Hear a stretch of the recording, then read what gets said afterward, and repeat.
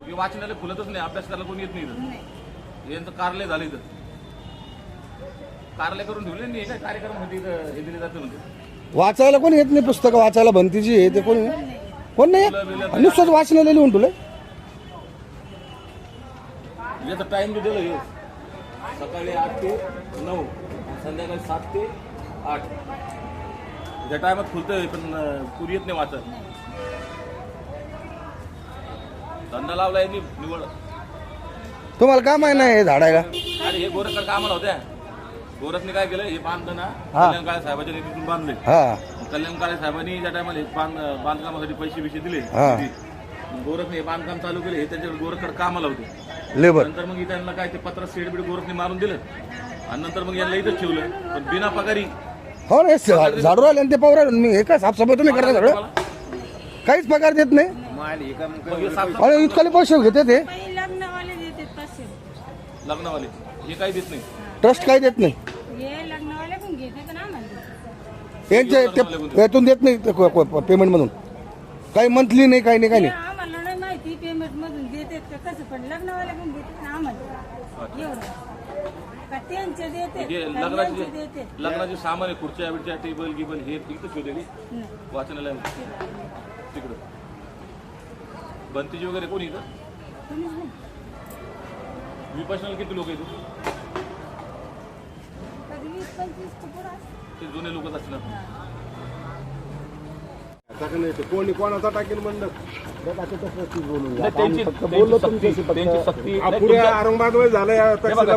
तुम्ही साधक आहे, तुमच्या कानाला आम्हाला घालणं हे गरजेचं होतं. तर काय तुम्ही सोबत साधनाला या त्या ठिकाणी साधकाने कसं शांतानी संयमाने राहायला पाहिजे. असं लगेच साधकाला जर काही एखादं विचारलं गेलं की दगड घेऊन मारायला तयारीत नाही पाहिजे. आपल्याला चुकीचं आहे, बरोबर आहे का नाही? याबद्दल आम्ही साधकाचं संयमाने बोललं पाहिजे ना. आम्ही प्रश्नाचं उत्तर मिळालं तर आम्ही समाधान होतो. आपण अब्बती बसून साहेब आपलं नाव काय?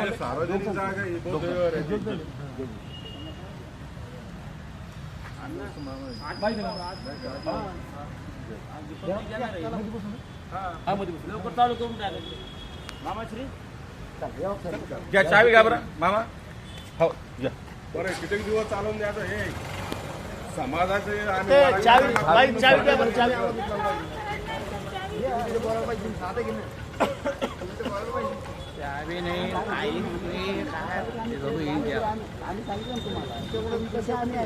आम्ही पण पावसा डोनेट केलेला आहे. असं नाही आम्ही केला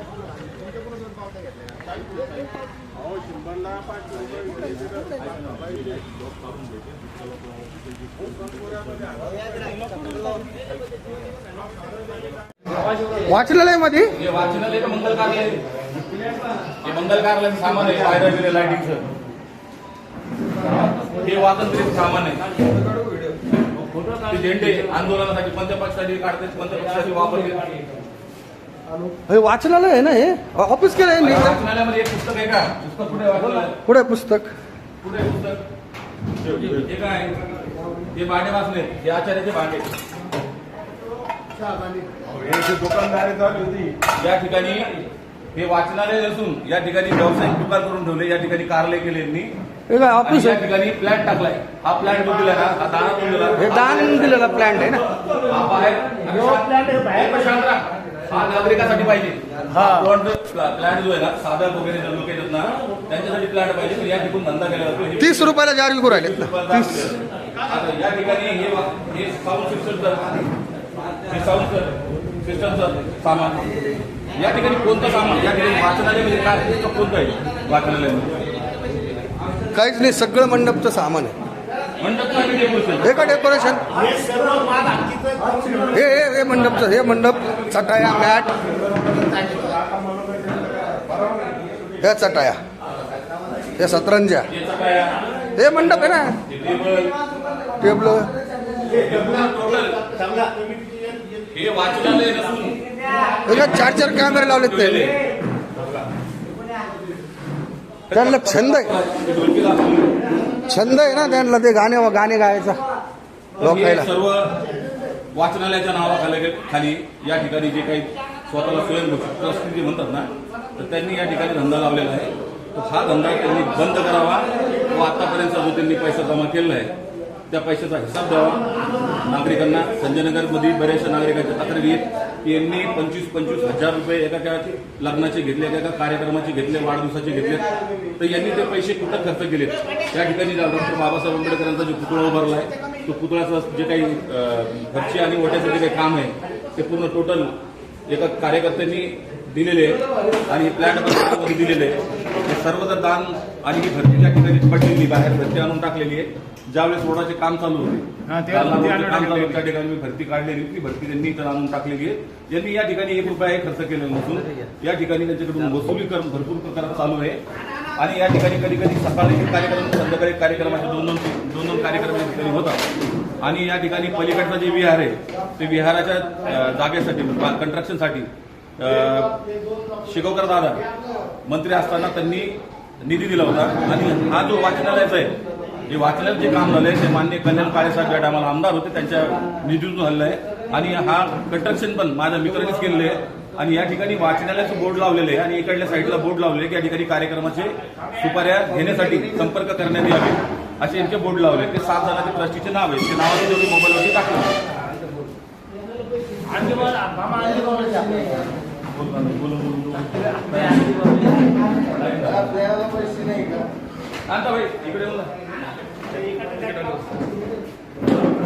आपल्याला काय माहिती आपल्याला काय म्हणायला माहिती का, यांनी 27 वर्षापासून यांनी जो काय विहारामध्ये जे पैसा कमविलेला आहे त्या विहाराचा त्यांनी ह्या जनतेला संजयनगर वासियांना रामनगर वासियांना यांनी हिसाब दिला पाहिजे. आणि तो पैसा हिसाब दिला पाहिजे. आणि यांनी त्या पैशाचं लग्नाच्या पैशामध्ये त्यांनी जे काय विकास 1 रुपयाचा विकास केला नाही. हे सगळं शिवकर दादा कल्याणजी काळे BSPच्या निधीतून जे काही फंड झालेला आहे फंडातून जे काही विकास झालेला आहे याच्या पुढे यांनी काहीच केलं नाही.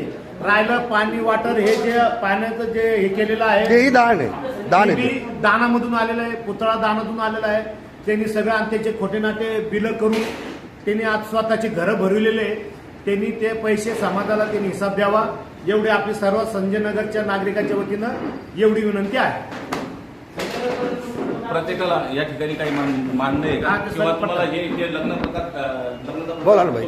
आणि पैसे वसूल केले जाते त्याबद्दल तुमचा त्यांच्याकडनं तुमचं म्हणजे योग्य करतात.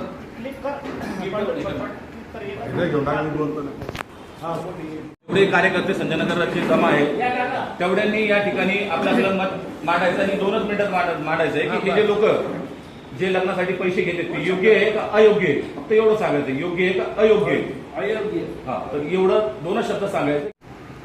तक्षशिला बुद्ध विहार ही जागा सार्वजनिक जागा आहे. ही जनतेची जागा आहे, समाजाची जागा आहे. याला कोणताच अधिकार नाही 25,000 30,000 35,000 40,000 पैसे जमा करायचा.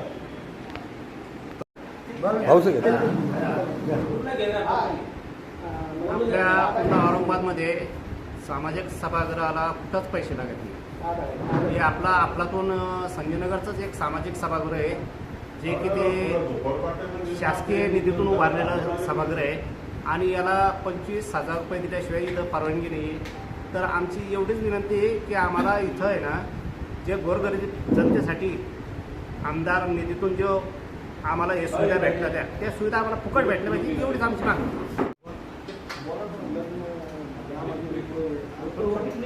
बोला. रामनगर संजयनगर येथील जे काही बौद्धविहारमध्ये आपले मनमानीचे कारभार चालू आहे त्याच्यावर समाजाचा काही विचार करून थोडंसं त्यांनी पण विचार केला पाहिजे याच्यावर की सगळेच लोक श्रीमंत असतात बरोबर ना. सगळ्याचे म्हणजे काय म्हणतात त्याला गोरगरीब जे काही लग्न कार्य किंवा काही छोटा मोठा कार्यक्रम घेतात ते तर त्यांची अशी मनमानीची चालणार नाही.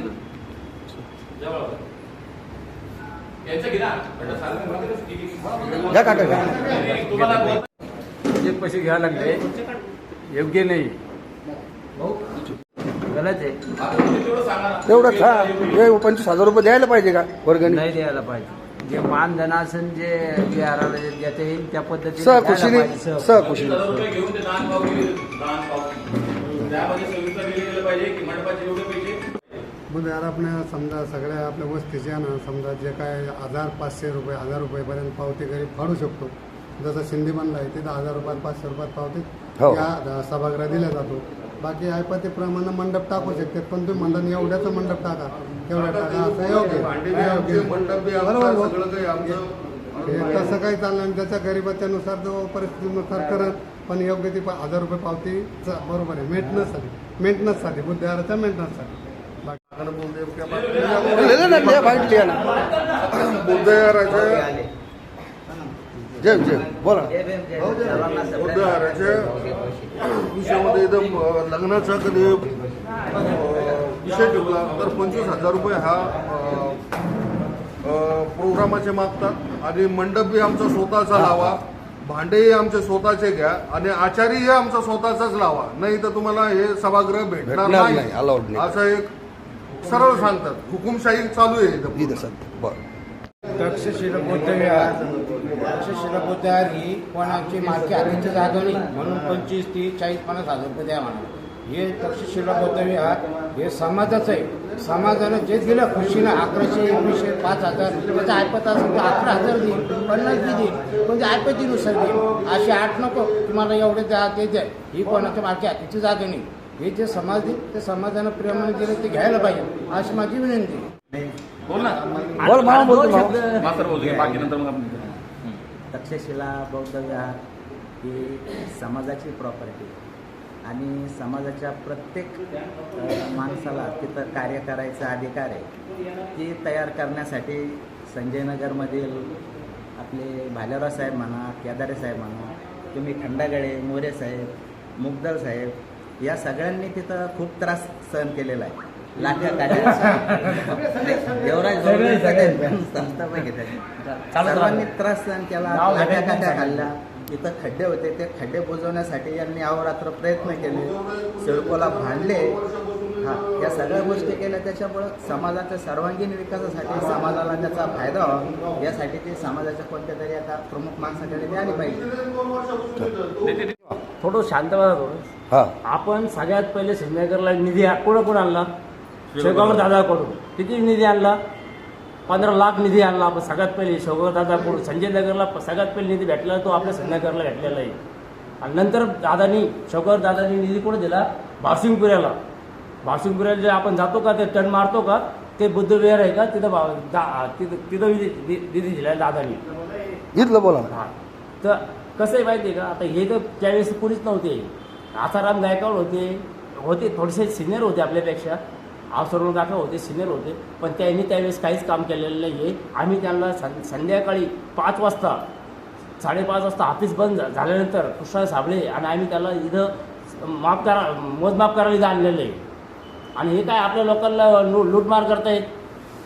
यांची लूटमार चालू आहे कामांधामाची. लांडगे सांगा काय बोलले ते त्यांच्या पोरीबद्दल काय बोलले नाही यांचं नाही मस्के जे माझे मित्र आहेत आंबेडकर त्यांच्या भाजीचं लग्न होतं ते पडून जावं म्हणे रायपासून लग्न करायचे. हे असं गायकवाड शब्द वापरले हे चुकीचे शब्द आहे घरी. या ठिकाणी तुम्ही साधना करता. साधना म्हणजे काय? जे मेडिटेशन केल्यानंतर माणसाने संयम ठेवायला पाहिजे. यांच्याकडे संयम आहेच नाही. त्यांच्याकडे बोलले विचारल्यानंतर तुम्ही काय करता करून घ्या. हे मंडप कोणाचा विचारलं ते बोलते की आम्हाला माहित नाही कोणाचा मंडप आहे. तुम्ही या ठिकाणी ग्रस्ती आहे ना, मंडप कोण आणतोय, बांबू कोण आणतोय, या ठिकाणी गाड्या कोण लावतोय.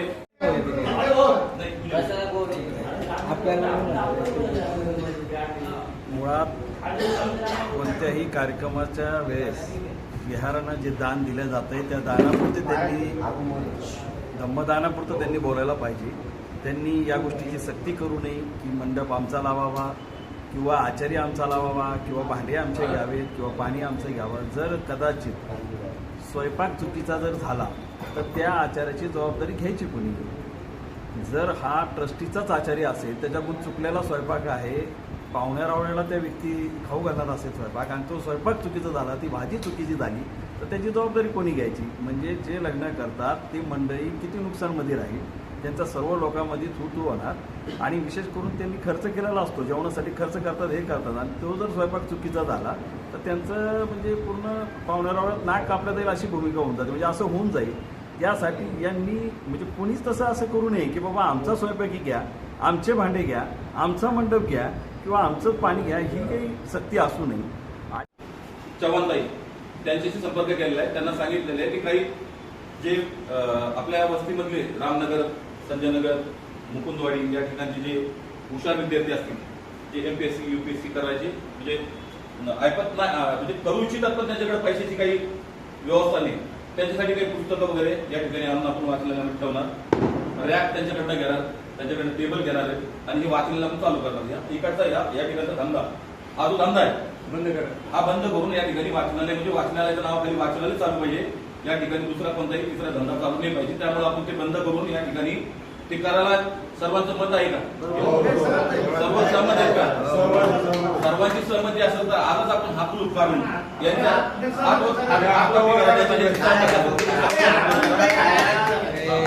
आणि या ठिकाणी त्यांनी जे लावलेलं कुलूप आहे आपण ते काढून आज रोजी आपलं कुलूप लावतोय. या ठिकाणी आपण त्यांच्याकडे कल्याणकारी साहेबांकडनं पण निधी घेणार आहेत आणि त्यांच्याकडनं निधी घेतल्यानंतर या ठिकाणी आपण वाचनालय हे कंटिन्यू या ठिकाणी एक वॉचमॅन ठेवून त्याचा टायमिंग 1-2 तासाचा टायमिंग राहील. सकाळी 2 तास आणि संध्याकाळी 2 तास. या 2 तासात या ठिकाणी येऊन त्यांनी अभ्यास करावा. सर्व मिळूनसाठी संजयनगर आणि पुन्हा रामनगर आणि मुकुंदवाडी या सर्व परिसरामध्ये सर्व मित्रवर्ग आहे.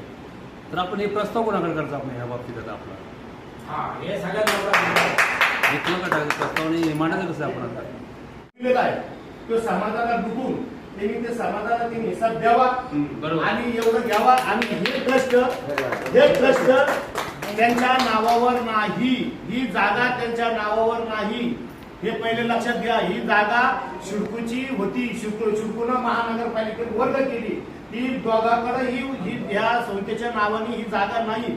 म्हणून कोणतीही शाळा असेल, कॉलेज असेल, दवाखाना असेल किंवा एखादा कोणतीही संस्था असेल ती संस्थेच्या नावावर ती जागा घेतल्या जाते.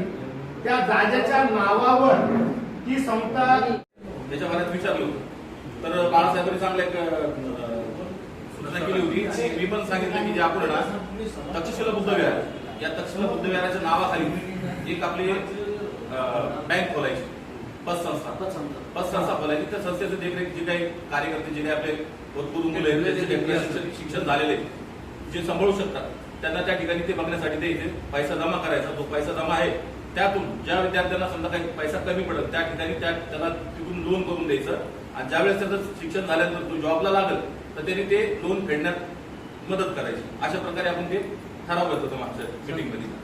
तर हे योग्य आहे का योग्य आणि याच्यापासून जर काही मुलं जर पुढे गेले तर उलट आपल्या आनंद बोलणार नाही बसून बोला काय. महाकारुणिक तथागत भगवान बुद्ध परमपूज्य बोधिसत्व महामानव डॉक्टर बाबासाहेब आंबेडकर यांना अभिवादन. आणि आजच्या या मिटिंगला उपस्थित असलेले सर्व मान्यवर, सर्वप्रथम मी देवराज भोवीर यांचं आभार व्यक्त करीन की समाजाला कुठंतरी न्याय मिळाला पाहिजे, अन्यायाविरुद्ध लढलं पाहिजे ही भावना त्यांनी त्यांच्या मनात उत्पन्न झाली आणि आपल्या सर्वांना त्यांनी निरोप दिला की खरोखर सर्वांनी एक सामाजिक भावना म्हणून या ठिकाणी आपण या मिटिंगला आलो. तक्षशिल बुद्धविहार याचा इतिहास जर सांगायचा ठरला तर ही जागा सिडकोची होती आणि सिडकोकडून जागा सोडून घेण्यासाठी आपल्या संजयनगरचे असतील किंवा रामनगरचे काही लोक असतील त्यांनी इथं सतत संघर्ष केला आणि इथं एक चांगलं बुद्धविहार व्हावं म्हणून या ठिकाणी प्रयत्न केले. आणि प्रयत्नच केले नाही तर या ठिकाणी सर्व गोर गरीब जनतेकडून कुणी 100, 50, 1000, 500 ज्याची जशी म्हणजे कॅपॅसिटी असेल, ज्याचे जसे हे असेल त्या पद्धतीने त्यांनी पैसे जमा केले आणि या ठिकाणी बुद्धविहाराचं काम चालू केलं. मग यामध्ये ज्याला पैसे देणं झालं नाही अशाने आपलं श्रमदान केलं, मातीकामा म्हणजे जे काही हे करायचं असेल त्यांनी काम केलं. आणि हे काम केल्यानंतर आम्ही काळेसाहेब या भागाचे आमदार झाले. काळेसाहेबांना विनंती केली आणि काळेसाहेबांनी या ठिकाणी हे 15 लाखाचं सभागृह दिलं.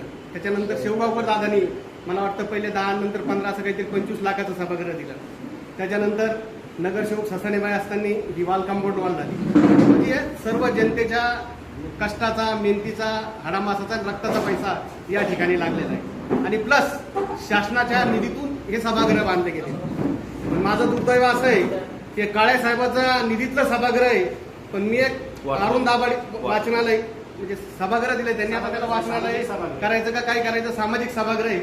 पण मला इथं कार्यक्रम घ्यायला एक वेळेस अरुण दाभाडे म्हणून 9 नंबर गल्लीतले माझ्याकडे आले आणि म्हणजे माझ्या मुलीचा कार्यक्रम घ्यायचा मला, तिथं तुम्ही हे करा. तर मला 4 सांगितले की हे पैसे आकारले जातील. तर मी आमच्या मगरे अंकलला विनंती केली, अंकल तुम्ही सांगा बाबा त्यांना ते नाही देऊ शकत, एक साधारण कार्यक्रम 1 घंटा 2 घंटा तर घेऊ द्या त्यांना. आणि एवढं मोठं सभागृह जर आपण दिला असेल काळे साहेबांच्या माध्यमातून तर आपला अधिकार पोहोचतो ना. आपलाच काय सर्व संजयनगरवासियांचा एक आमदार म्हणून त्यांनी जे सगळ्यांचा अधिकार आहे ना, या ठिकाणी त्यांना ती सुविधा दिली पाहिजे.